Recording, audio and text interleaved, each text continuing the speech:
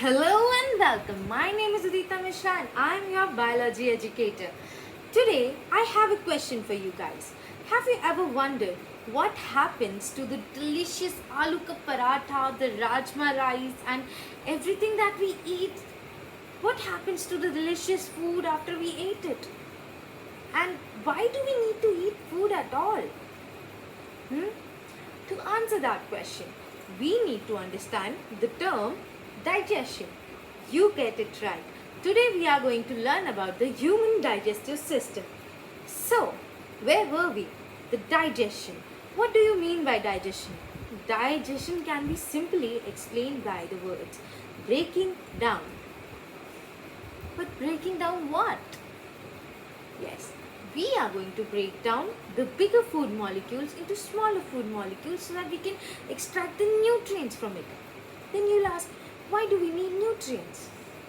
Yes, for playing with our friends, to eat, to dance, to talk with our friends, to study.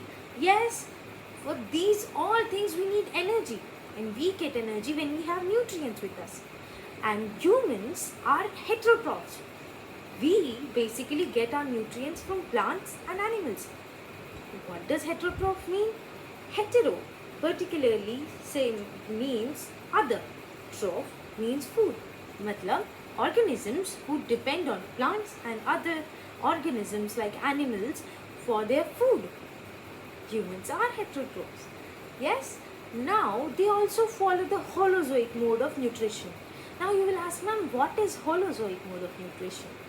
Holozoic mode of nutrition is when you eat, you digest, you absorb and you release. I hope you understand. So how we are going to memorize the human digestive system? It goes like you eat, you ingest, you digest, you absorb and you release. Good. So how does the story of digestion begin? It all began when you took your first bite of the chapati. And when it went inside your mouth, you chewed it with your teeth. And then your tongue tossed it around. And then there were glands called the salivary glands in your mouth that released saliva. And this saliva helped in binding all the food that you broke. And after binding, tossing and turning and chewing, it became like a mushy structure, mushy ball that was then called bolus. Yes, the digestion starts from the mouth. As mouth has salivary glands that release salivary amylase that is going to break down starch. Starch is present in the flour from which we make chapatis and doughs. That has a lot of starch. So breaking down of that component starts in the mouth. Now that bolus is now thrown into the esophagus, our food pipe. But it, not like other balls, does not just falls down. It slowly moves like a worm, like an earthworm trying to go to our stomach. And that moment is known as the peristaltic moment. Now, when it reaches the stomach, what is the stomach like? It's like a muscular sac.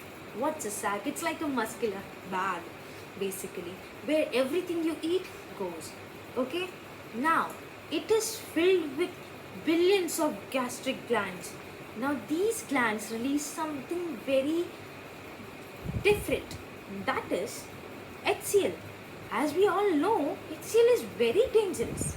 It could burn your skin, it could damage you. It is like very dangerous acid. Then why is it inside my body? Why is it in my stomach? It helps us, it prevents us from any kind of bacterial or viral infection. This acid also helps in activating the pepsin that is also released from the gastric glands. Okay, now what is pepsin? Pepsin is basically an enzyme that is going to digest or break down our protein. We consume protein, right? Yes. Now, after it breaks down protein, but still there is one more question. Ma'am, there is a lot of acid in our stomach and this acid is very strong. But how is our stomach not getting affected? Why is our stomach not getting hurt? Because these gastric glands also release one more thing. That is a layer of mucus. A layer of mucus surrounds the inner walls of our stomach so that it does not get hurt from the acid. Now this concussion, the mixture of chewed food with saliva that went through our esophagus to our stomach, mixed with pepsin and HCl, goes to the small intestine, specifically the part known as duodenum. This duodenum is going to help us meet two organs, the liver and the pancreas. How and how these organs will help us in the digestion, we'll find out. So what happens, this concussion is very acidic as it's mixed with HCl. It could also hurt our intestines. So what happens, the bile, the liver has a gland called the gallbladder. This gallbladder releases bile salts and bile juice.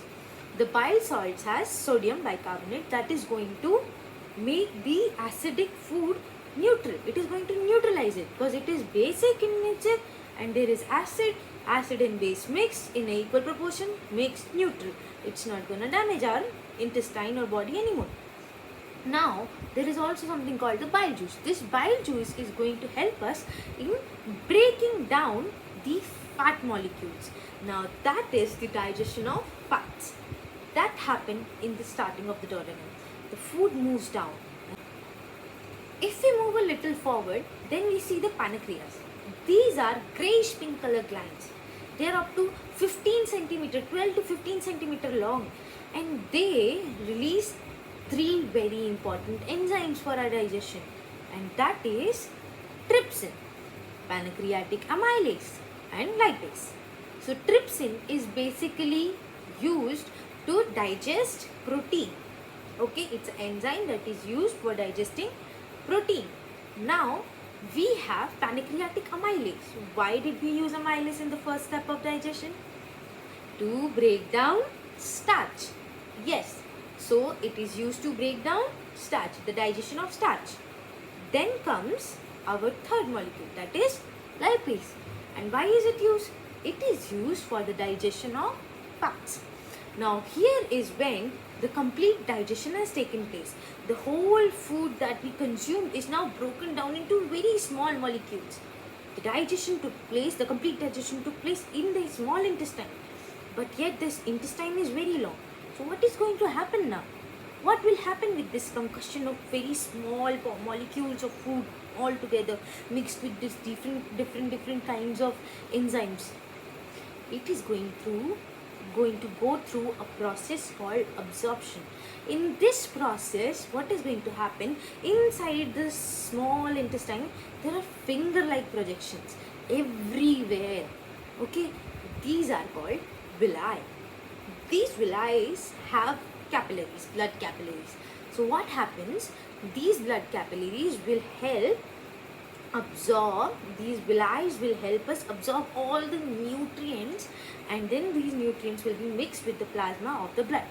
Okay, they will absorb all the nutrients from the digested food throughout the small intestine.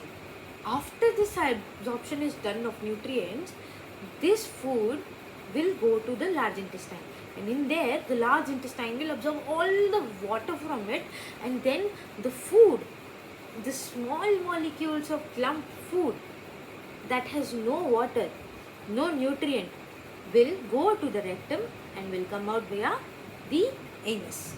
Did you get that? Yes. Now the question is, how will these nutrients get to our body, like whole body? So this will go through our body with the blood in the plasma. Now when these nutrients reach the cell and they start working, okay, the cells consume them, the cells start using these nutrients, what happens, this process will be called assimilation. When these nutrients are absorbed in the bloodstream and goes to the cell and the cell utilizes the nutrients, it's called assimilation.